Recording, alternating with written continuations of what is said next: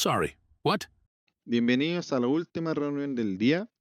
Hoy vamos a hablar de orientación a objeto y estamos hoy con nuestro invitado Mario Álvarez, que nos va a hablar sobre este mismo tema. Y antes de partir, Mario, quiero saber si tengo tu consentimiento para compartir este capítulo por todos lados, por varios medios. Sí, adelante. Buenísimo. Entonces, Mario, cuéntanos, ¿cómo ha estado tu día? Intenso, la verdad. He trabajado bastante estos últimos días. Hay hartas definiciones en el camino, en el rol que estoy cumpliendo ahora, así que nada, harto que hacer, harto que definir, harto que decidir. Mucho, mucho trabajo. ¿Y qué Una, rol estáis cumpliendo ahora? Trabajo como arquitecto de software. ¿Mm? Lidero un poco la estrategia digital de 8 sistemas de la compañía, así que bueno, detrás de eso hay mucha, mucha responsabilidad, mucha dependencia también, equipos que son internos, externos, así que de todo eso, de todo un poco, mucho, Es mucho harto, trabajo. harto. ¿Y cuántos años de experiencia tienes? En la tecnología llevo alrededor de 12 años de experiencia. He trabajado en distintas índoles del mercado. He trabajado para software de construcción, de administración, e-commerce, marketplace, CRM, en el sector público De también, en todo. temas de integración, de todo, la verdad. Así que sí, han sido 12 intensos años de trabajo. Buenísimo, Ujú. buenísimo, pues. ¿Y por qué decidiste este rubro? La tecnología me ha gustado de siempre, en particular me llama mucho la atención los, la- los desafíos. Entonces, de alguna forma, la tecnología y el cómo vamos resolviendo cosas a través de generar estas soluciones, eh, me parecía siempre un mundo muy interesante. Entonces, de alguna forma, terminé metido en esto porque quería resolver problemas y la tecnología es la que está aliada a todo esto Sí, hoy pues, en día. sobre todo bueno, en todos los temas y los temas antiguos también se vienen resolviendo como actualizando en lo que le llamamos legacy, se viene actualizando a la tecnología y la transformación digital, como le llaman, está duro, siempre hay. Sí, sí, Ah, bueno, interesante eso. Entonces, démosle, pues, ¿qué es la orientación a objeto? dale. Es una buenísima pregunta y bien difícil de aterrizar además, porque es una forma, la orientación a objetos viene de un poco cambiar la forma de pensar cuando tú diseñas soluciones. Y es un poco no pensar en la solución, sino que en el problema. Y darle forma a este problema de alguna forma abstrayéndolo, ¿cierto? Entonces, Claro, esta programación orientada a objetos nos dice que esta programación, este trabajo que tú vas a hacer de desarrollo de software, va de la mano de las abstracciones que tú lleves de los objetos que van a vivir a lo largo de tu aplicación. Es bien interesante cuando ya lo entiendes, es muy desafiante cuando lo estás aprendiendo. ¿y qué características conseguimos con la orientación a objeto? Porque todo el mundo que aprende a programar no parte con la orientación a objeto. Entonces, ¿qué características tenemos dentro de la programación orientada a objetos? Sí, mira, de alguna forma hay varias características que son como las principales. En este inicio, cuando te encarrilas un poco en la programación de este objeto, siempre te va a pillar con la abstracción. Es importante entender el problema de forma abstracta. Y esto de la abstracción sobre la programación de objetos es representar todos estos desafíos del mundo real como entidades abstractas, como objetos, como se le dice. De Claro, alguna forma, la abstracción es uno de los primeros. Hay otro más, por ejemplo, el encapsulamiento. Cuando tú vas y tomas esta solución y ya la entiendes un poco mejor, reconoces estos objetos, los puedes tomar y darles comportamientos propios. Entonces, encapsulas el comportamiento de la solución. Detrás de eso, y también una de las cuestiones que yo creo que son los mayores fuertes que tiene la programación de este objeto, está la herencia. La herencia en palabras simples viene a buscar reutilización de código y en particular para la programación orientada a objetos reutilizas objetos. Entonces, de alguna forma, la herencia es una de las características más importantes.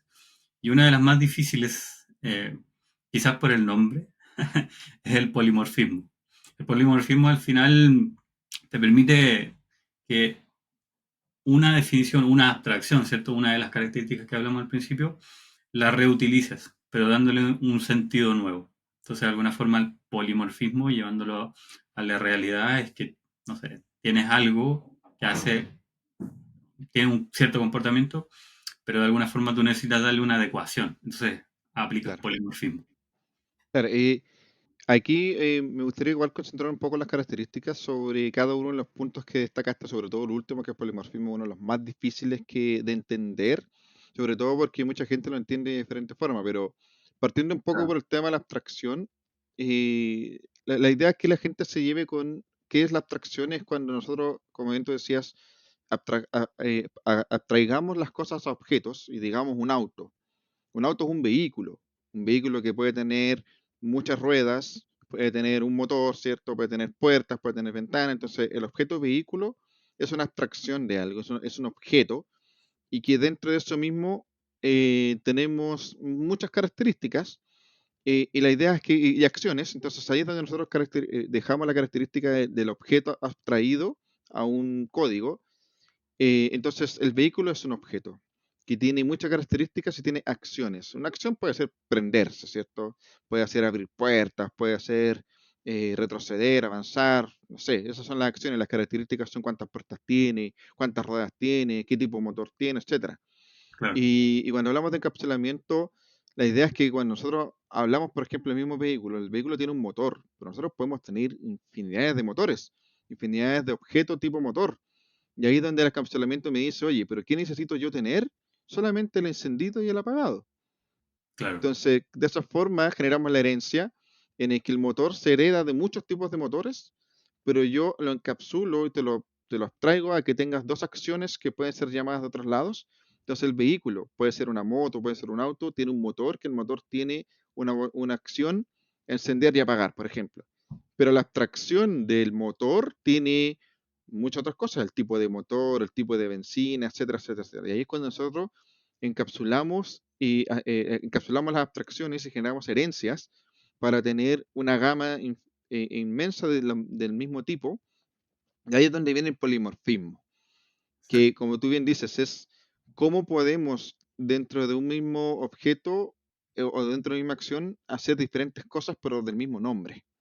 O sea, claro. es que permitamos que diferentes clases respondan al mismo mensaje de diferentes maneras. Es como, o sea, un caso muy práctico que me ocurrió alguna vez a mí era tener que procesar un archivo, pero un archivo puede ser en diferentes formatos. Claro. Entonces, una misma acción me permite manejar ese archivo con diferentes acciones de diferentes métodos, pero sigo llamando la misma acción, sigo llamando la misma función, sigo llamando un objeto que es del mismo tipo, pero dependiendo del archivo se comporta diferente. Y ahí es donde entra el polimorfismo. Y es engañoso eso, al igual en la invitación a estudiar qué es el polimorfismo, porque eh, a mí me ha tocado ver diferentes definiciones de polimorfismo, donde se tienden a confundir también con la sobrecarga. La sobrecarga Claro. es cuando tenemos una función que tiene un parámetro de entrada y la misma función, pero tiene dos parámetros de entrada y la misma función en tres parámetros de entrada, y cada uno hace algo distinto, pero claro, estamos sobrecargando una función con muchos parámetros de entrada para que haga una o más cosas de la que hacía la original que tiene un parámetro de entrada. Y alguna vez leí que eso era polimorfismo. ¿Cachai? Entonces, Sí, hay que tener cuidado igual con los términos de orientación a objeto o lo que tenga que ver con programación en sí. claro. Oye, y cuéntame algunas ventajas de programar orientación a objeto, porque todo el mundo puede programar un script, puede programar un código cierto línea a línea pero ¿qué significa? ¿Qué ventajas tenemos al transformar nuestro código orientado a objetos? De las ventajas de la programación en objeto, yo creo que lo principal es eso que estábamos recién hablando. O sea, tenemos un camión, ¿cierto? Que este es nuestro, perdón, tenemos un vehículo que es nuestro objeto principal, pero de alguna forma, cuando le queremos dar un uso, lo convertimos en un camión, en un tractor, en un auto. Y detrás de eso, al final, lo que viene siendo en términos prácticos es reutilizar lo que ya definimos en un principio, ¿cierto? Esta codificación de esta clase para distintos usos. Entonces, de alguna forma, reutilizar clases, reutilizar objetos en diferentes partes del programa o dándole un destino distinto nos permite traer una ventaja muy sostenible sobre la mesa, que es la reutilización. Yo creo que eso es como lo principal.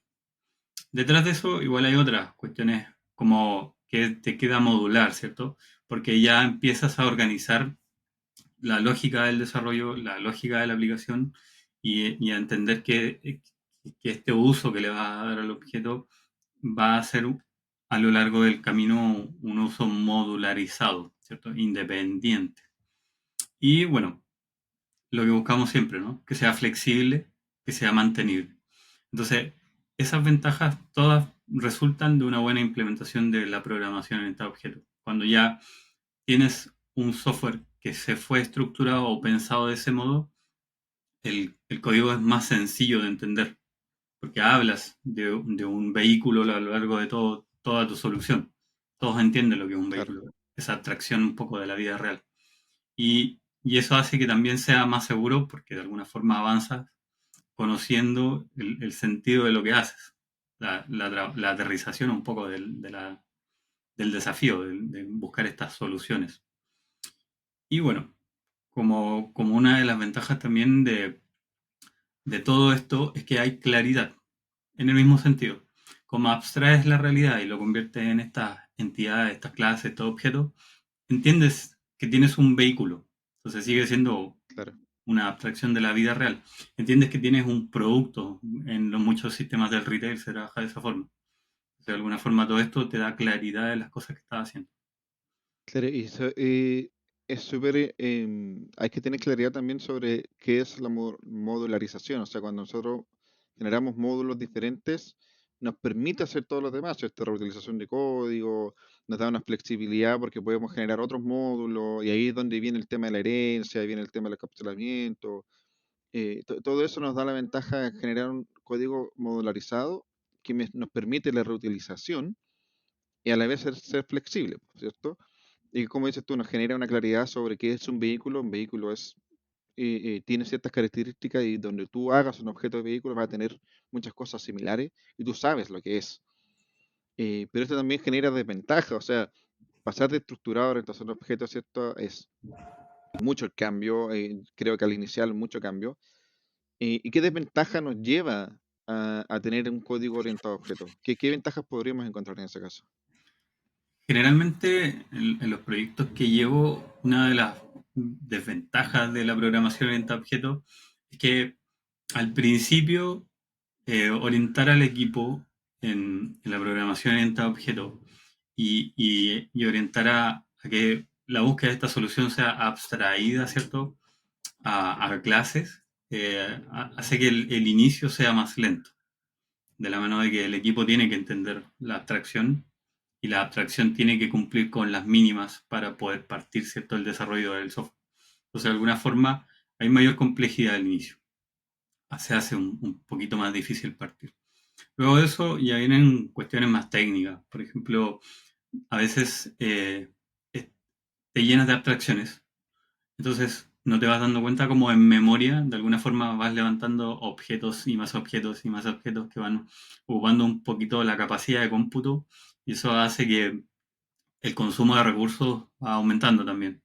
O sea, ahí te pilla ya con una desventaja media técnica, media compleja, pero que se ve ya cuando estás en el proceso de desarrollo. Y algo que, que no quisiéramos, pero que también pasa, es que ven mermado un poco el desempeño, porque cuando usas excesivamente la programación orientada a objetos, el rendimiento en la medida que la complejidad del desarrollo crece, ¿cierto? Se ve afectado, porque tienes que empezar a llamar infinidades de clases, firmar infinidades de contratos detrás para poder avanzar en la solución. Entonces, de alguna forma, a veces, si la complejidad del código es demasiado grande y no está estructurado de la forma correcta, se afecta un poco el desempeño, la entrega de Claro, alguna forma. igual esa última ventaja igual es interesante comentarla siempre porque el mal desempeño siempre, no solamente por el exceso de orientación a objetos, el exceso de crear módulos, de crear herencias, de crear objetos, sino que siempre se puede dar al crear un código que no está optimizado, que no está bien pensado, porque nos pasa cuando estamos partiendo en la programación, solamente programamos. Y como hace 10 años el storage, por ejemplo, el almacenamiento era un problema, ahora ya no lo es. Sí, Pasa lo mismo con la memoria RAM, por ejemplo, ya no es un problema el día de hoy, pero eso nos hace que nuestra programación sea más sencilla, o sea, sea más amplia. Entonces, al momento de tener que optimizar o enfrentarse a situaciones donde realmente impacta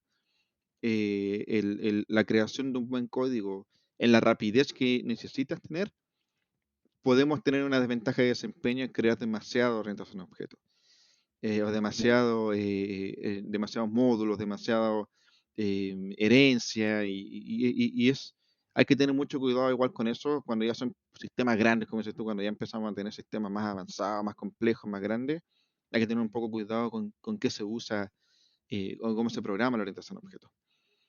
Y cuéntame otra cosa. Eh, ¿qué buenas prácticas dirías tú, qué consideraciones dirías tú que tenemos que tener a la orientación a objeto? Porque como hablamos recién, ¿cierto? Las desventajas pueden impactar mucho, independiente de las ventajas que tengamos. claro. Pero ¿qué mejores prácticas o consideraciones crees tú que hay que tener cuando programamos orientado a objetos? Hay una práctica que es súper importante cuando empezamos a pensar en la programación orientada a objetos, que es que la definición de las responsabilidades de cada clase tiene que estar clara, porque de alguna forma, adentrándonos un poco más en el camino técnico, nos vamos a encontrar con otros términos, ¿cierto? Como Claro, la cohesión y el acoplamiento. Entonces, de alguna forma, si defines una responsabilidad sobre un objeto, pero eso lo dejas acoplado, ¿cierto? Ya tenemos el acoplamiento, lo dejas acoplado a otra responsabilidad. Entonces, ahí puede tornarse un poco difícil después soltar esa relación. Entonces, tener una buena definición de clases, un diseño sólido de cada una de las clases es súper importante. Y eso es una muy buena consideración al principio. Detrás de claro, eso, y ya entrando como en el universo de lo que significa programación orientada a objetos, encontramos principios que nos ayudan a resolver estos tipos de problemáticas. Entonces, ahí entra en juego, además de aprender programación orientada a objetos, entender lo que significa los principios de Solid y cómo estos sólido. vienen a aportar a que hagamos un código que sea sostenible, que sea mantenible y que sea escalable. Entonces, de alguna forma, ahí esa recomendación es muy importante. O sea, saber programación orientada a objetos es bueno, pero de la mano de Solid, por ejemplo. Claro. No vamos a hablar mucho de Solid ahora, pero que se entiende que Solid son principios que se llevan a la programación y sobre todo orientado a objetos, y es muy bueno revisarlo, echarle una mirada, leerlo un poco, y como para que se entienda un poco más, es SOLID, ya como para que lo puedan buscar también si no conocen lo que es Solid, pero Solid creo que solo leyendo qué significa cada letra nos da harto alcance a lo que significa que debiésemos programar o cómo debiésemos programar. Pero ya tener ejemplo, empezar a leer un poco más, estudiar, intentar aplicarlo, te da mucho más conocimiento y es muy buena práctica eso. Siempre mi recomendación es que si no conocen Solid, lean al menos qué significa cada letra. Y no lo vamos a repasar ahora porque en realidad es toda una conversación extra que podemos tener ahí, así que a lo mejor para otro momento. Claro. ¿Y qué otras cosas más que crees tú que podemos tener como buena práctica o consideraciones? Ahí también un tema eh, que, que se incluye muchas veces, porque cuando empiezas a hablar de programación entre objetos, no puedes pasar por alto Solid. Pero también cuando empiezas a ver este nuevo mundo, ¿cierto? Si es que vienes de la programación funcional a objetos, te empiezas a pillar con, dices, oye, puedo solucionar muy bien esto ahora, ¿qué más hay? Y en ese ¿qué más hay? Puedes encontrar los patrones de diseño. Los patrones de diseño son una muy buena práctica cuando ya empiezas a resolver problemas que son eh, recurrentes y a la Ya, vez complejos. Porque de alguna forma te dan la pauta para que esos objetos fluyan a través de la solución. Entonces, una buena práctica es hablar o ver o al menos entender qué significa un patrón de diseño y conocerlo. Porque en eso que estás buscando soluciones, dices, bien, tengo el objeto, pero este objeto se va a comportar de alguna forma y el patrón de diseño viene a calzar perfecto en esa solución. Sí, sí, es verdad. Y sabéis que los patrones de diseño es una búsqueda también muy interesante de partir a programación estructurada, funcional, pasar a orientación a objeto, que es cada cosa más abstracto, y después empezar a implementar patrones de diseño. Es como la primera vez que implementas un patrón de diseño, se siente una realización personal de haber implementado eso, y después te das cuenta que si vas aprendiendo dos, tres patrones de diseño, te vas a dar cuenta que los puedes replicar en muchos casos de uso, pero también hay Claro, que tener claro, o sea, de partida una de las desventajas que teníamos nosotros era sobre el excesivo uso de orientación a objetos, claro, y los patrones de diseño tienden a eso si no se usa bien. Si no es el patrón adecuado para tu programa, para tu desarrollo, podrías generar un exceso porque estás creando un patrón que no aplica a tu solución y empiezas a crear cómo hago esto, con esto otro, con esto, te empiezas a agregar, agregar, agregar cosas que al final del día no cumplen el objetivo que estábamos buscando. Entonces, pero es muy interesante los patrones de diseño, ya eso es un poco más avanzado, pero ya es un camino que hay que empezar a aprender igual. O sea, hay que leer patrones de diseño algún día, hay que meterse en eso y es súper entretenido también ese mundo. Aparte, Solid, patrones de diseño, muy buenas prácticas para empezar a tener en consideración también. sí. Si quieres agregar otra cosa más, Sí, o sea, más que nada, cuando te adentras en este mundo de la programación en objeto y aprendes Solid y aprendes patrón de diseño, es como un camino de ida pero sin regreso. De alguna claro, forma ya sí, no es verdad. empiezas a ver la programación del mismo modo, ya no te la imaginas con esos típicos scripting gigantes, sino que ya empiezas a Claro, los pensar en funcionales, nada. seguridad, en una única responsabilidad, en cómo lo vas a solucionar. Es bien interesante todo eso.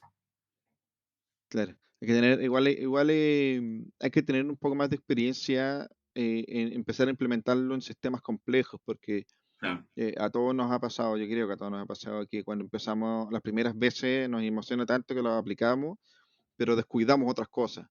Entonces, al final quedas con un patrón que funcionó en su momento, pero después no tuviste cuidado y empezaste a implementar cosas que se te escaparon de las manos y te diste cuenta cuando el proyecto estaba súper adelantado e igual te queda espagueti, igual te queda un patrón erróneo, igual te queda un esquema de funcionalidad, de funciones, ¿cierto?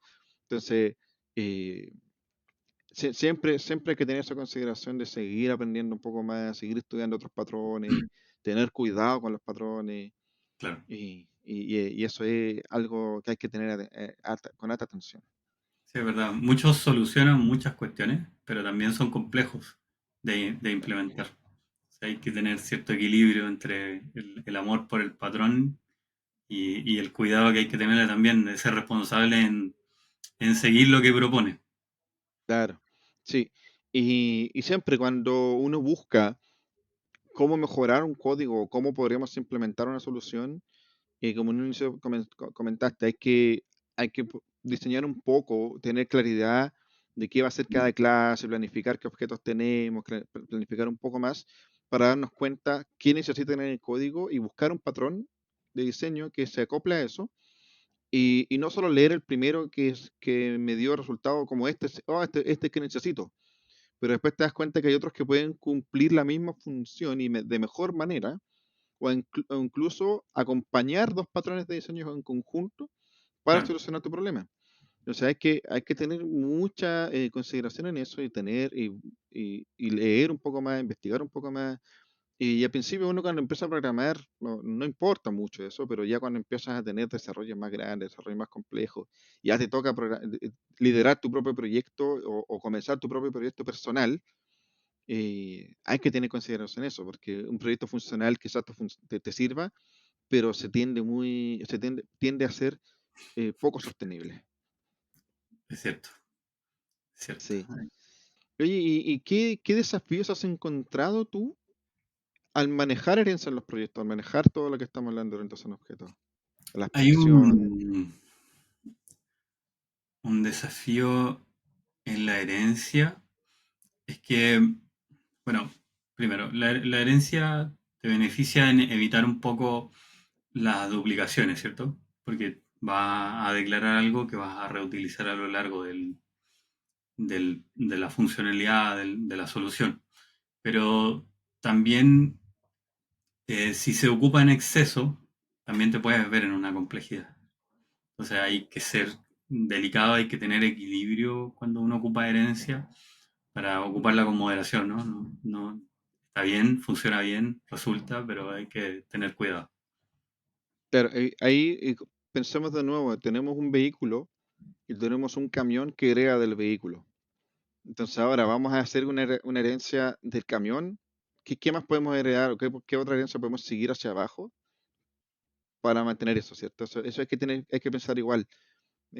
O también, ¿qué heredamos? ¿Qué cosas vamos a heredar? ¿Qué tenemos que heredar? A mí también me pasó con mí, hice un desarrollo con una abstracción básica que después iba a heredar en todos los demás códigos y tenía tantas funciones en común con todas las herencias que tuve que todas las mandé a la padre, ¿cierto? A la herencia padre, pero el padre también me quedó muy grande.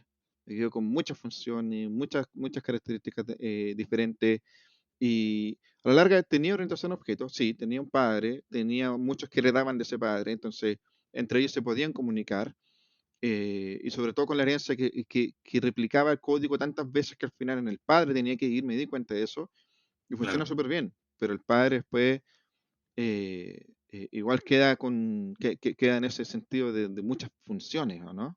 demasiada responsabilidad. Demasiada responsabilidad, claro. Sí, pues, y no sé si quieres comentar algo más para ir terminando sobre la orientación a objeto. Bueno, la orientación a objetos está, bueno, la programación en objetos está presente en todos lados, ¿cierto? Cuando muchas veces nosotros reutilizamos librerías de terceros, de alguna forma nos traemos un objeto que maneja y Claro, tiene atributos de comportamiento.